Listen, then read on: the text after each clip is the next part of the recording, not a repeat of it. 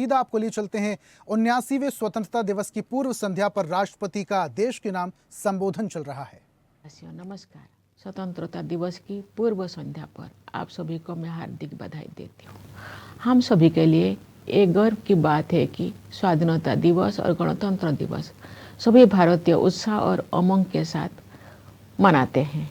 ये दिवस हमें भारतीय होने के गौरव का विशेष स्मरण कराते हैं।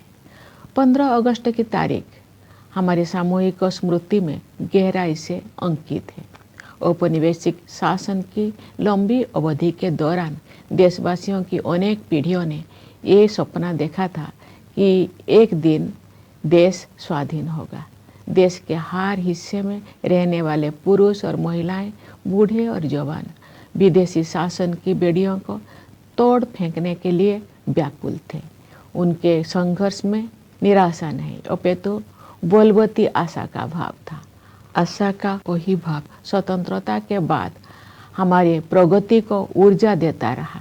कल जब हम अपने तिरंगे को सलामी दे रहे होंगे तो हम उन सभी स्वाधीनता सेनानियों को भी श्रद्धांजलि अर्पित करेंगे जिनके बलिदान के बल पर 78 साल पहले 15 अगस्त के दिन भारत ने स्वाधीनता हासिल की थी।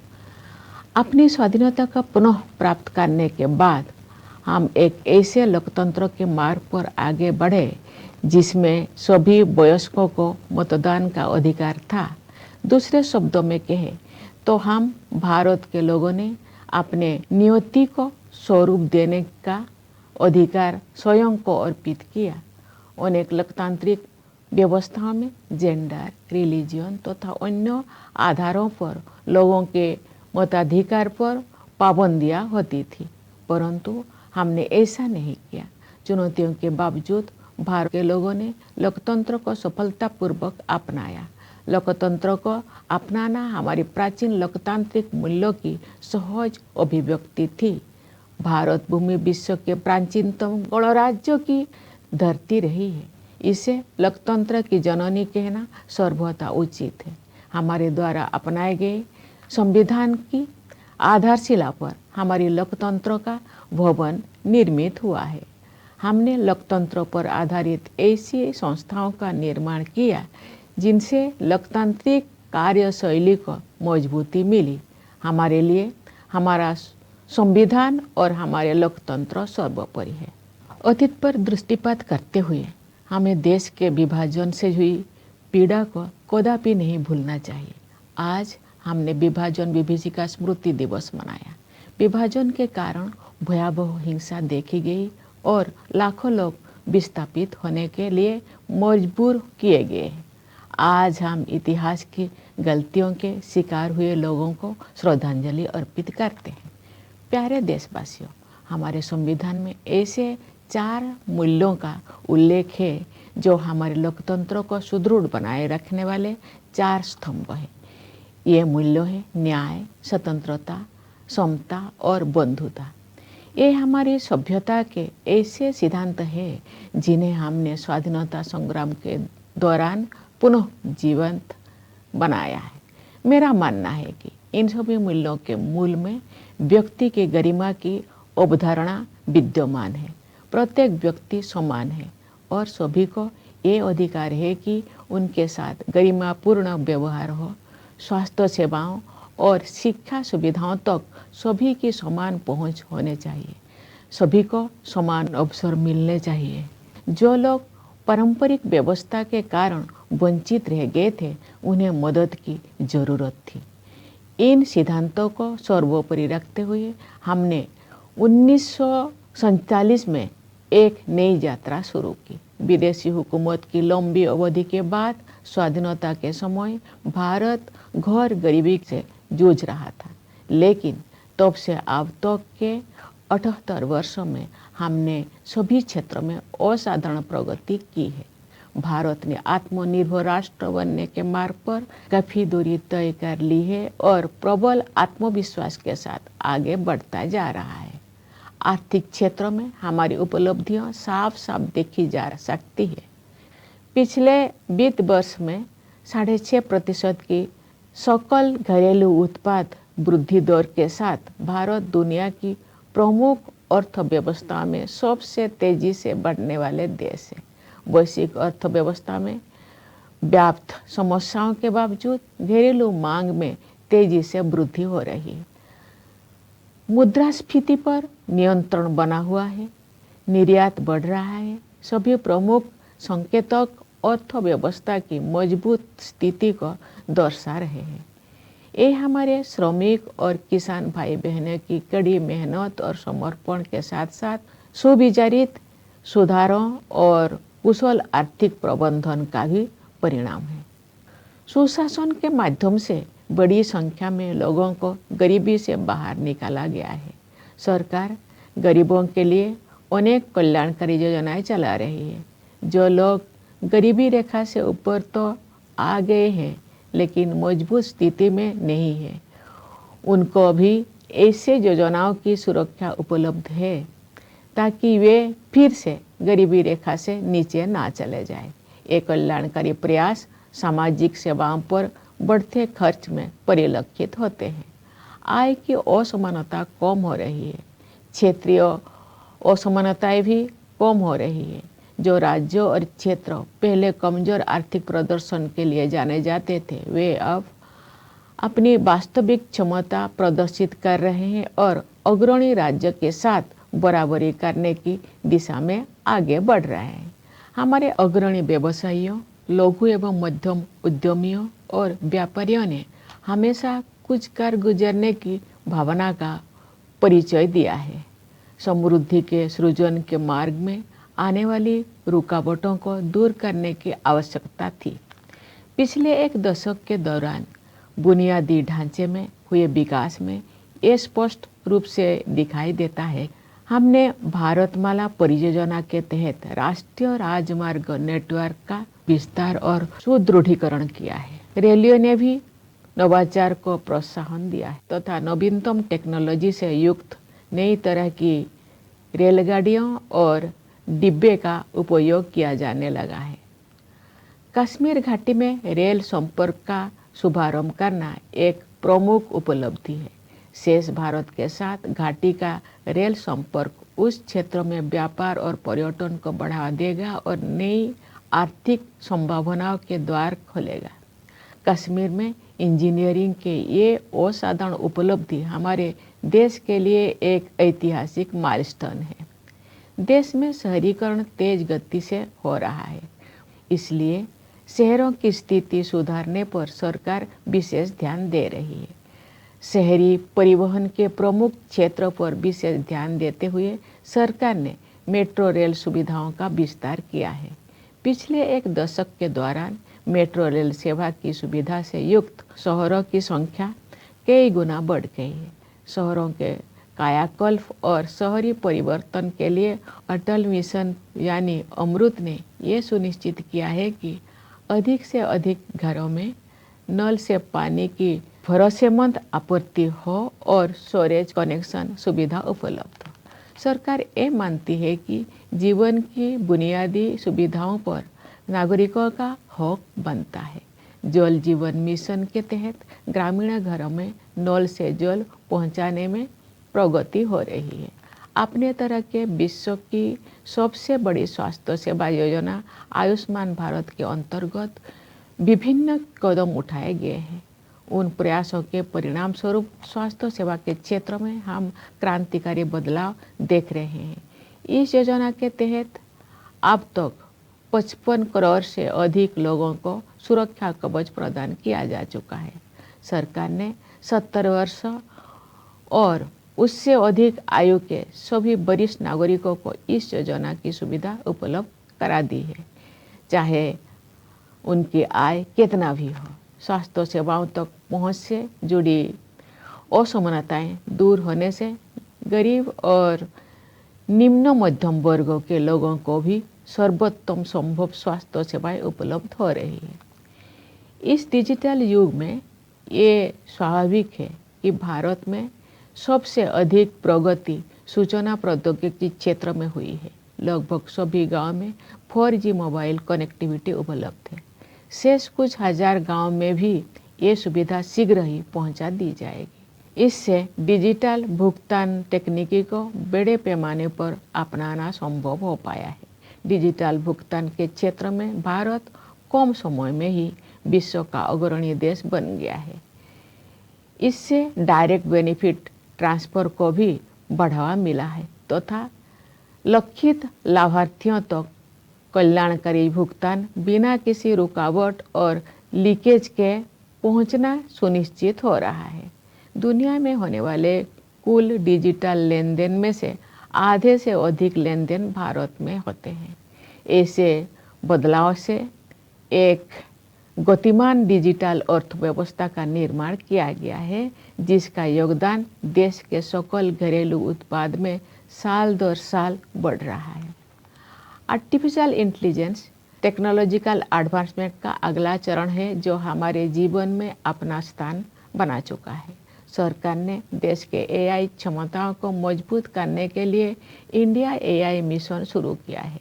इस मिशन के तहत ऐसे मॉडल विकसित किए जाएंगे जो भारत की विशिष्ट आवश्यकताओं को पूरा करेंगे। हमारी आकांक्षा है कि वर्ष 2047 तक भारत एक ग्लोबल एआई हब बन जाए। इस दिशा में सामान्य लोगों के लिए तकनीकी प्रगति का सर्वोत्तम उपयोग और प्रशासन व्यवस्था में सुधार करके उनके जीवन को बेहतर बनाने पर विशेष ध्यान दिया जाएगा। जनसामान्य के जीवन को बेहतर बनाने के लिए कारोबार को आसान बनाने के साथ साथ जीवन को आसान बनाने पर भी समान बल दिया जा रहा है। विकास तभी सार्थक होता है जब हाशिए पर के लोगों तक सहायता पहुँचे और उनके लिए नए अवसर उपलब्ध हो। इसके अलावा हम हर संभव क्षेत्रों में अपनी आत्मनिर्भरता बढ़ा रहे हैं। इससे हमारा आत्मविश्वास बढ़ा है और विकसित भारत बनने की हमारी यात्रा की रफ्तार तेज हुई है। पिछले सप्ताह 7 अगस्त को देश में राष्ट्रीय हथकरघा दिवस मनाया गया।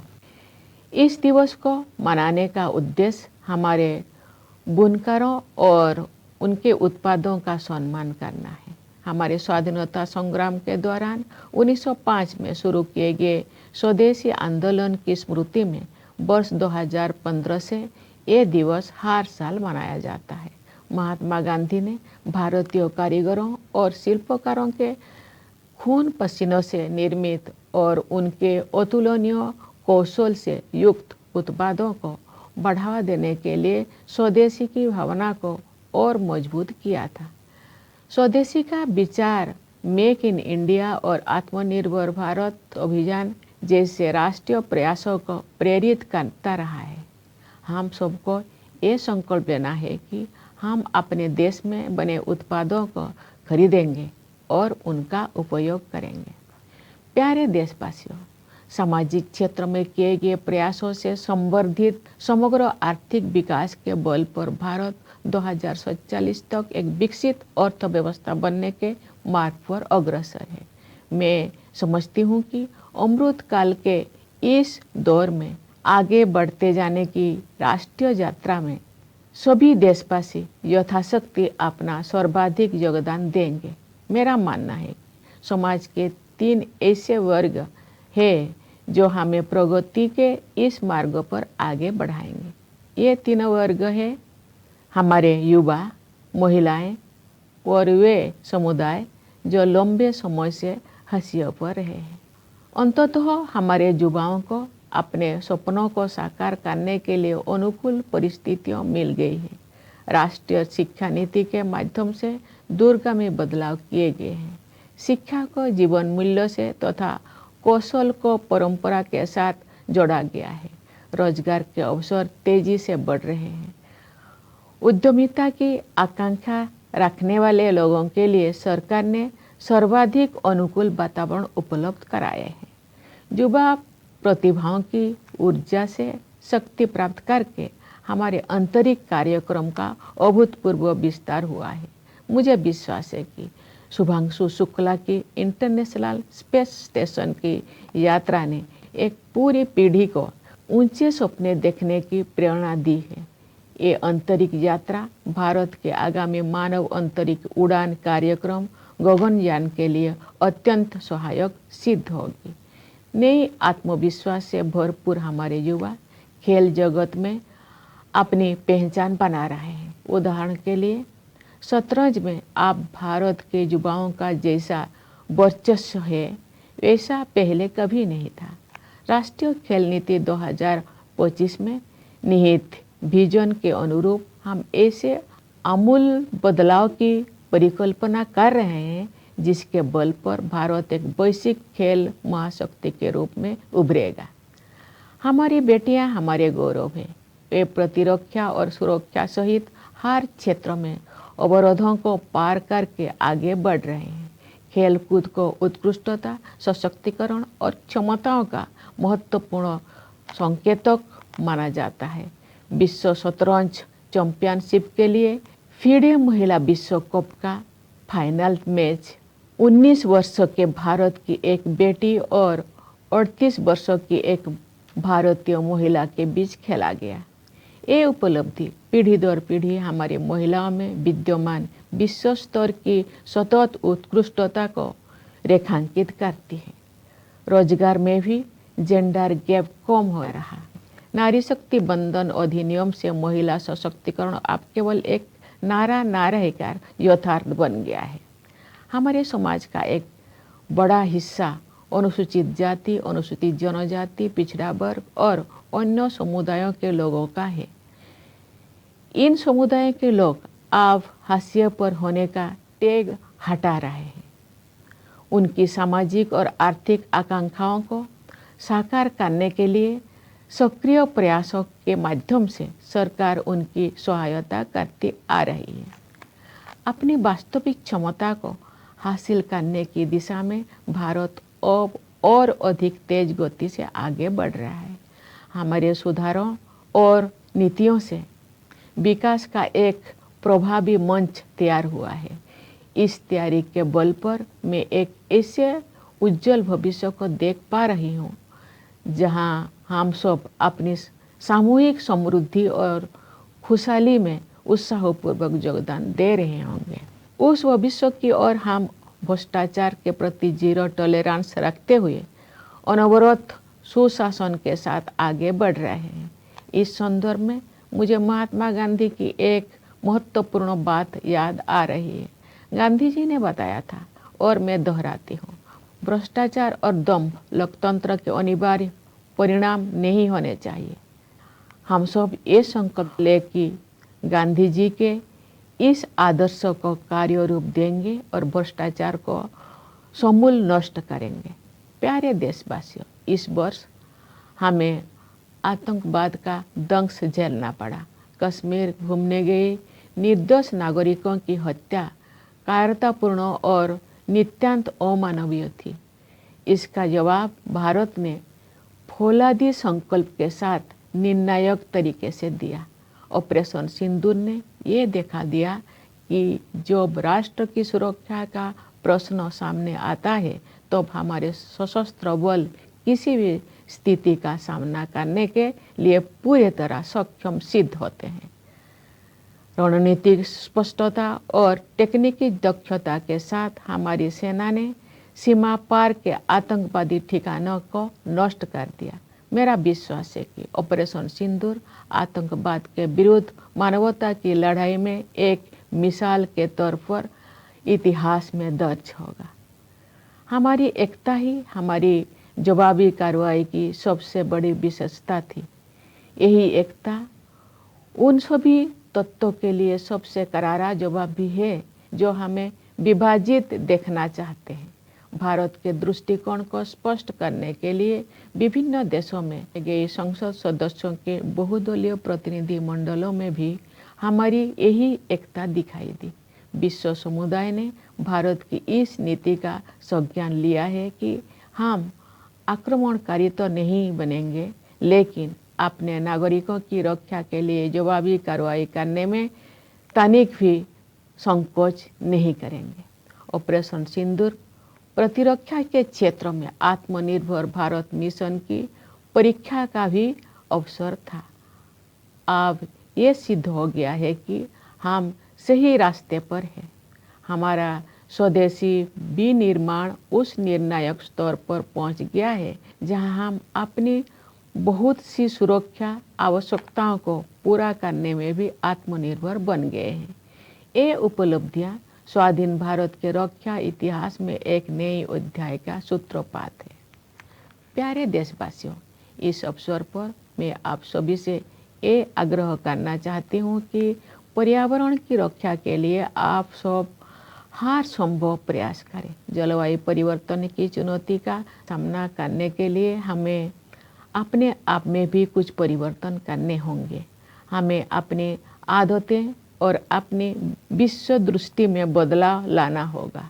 हमें अपनी धरती, नदियाँ, पहाड़ों, पेड़ पौधे और जीव जंतुओं के साथ अपने संबंधों में भी परिवर्तन करना होगा।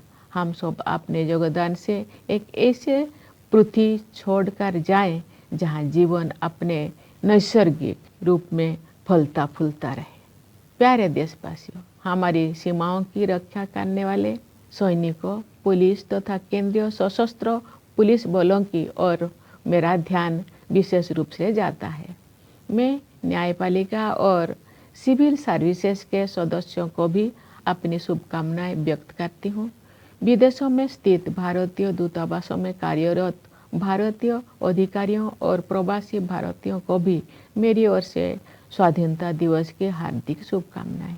मैं एक बार फिर आप सभी को स्वाधीनता दिवस की बधाई देती हूँ। धन्यवाद। जय हिंद, जय भारत।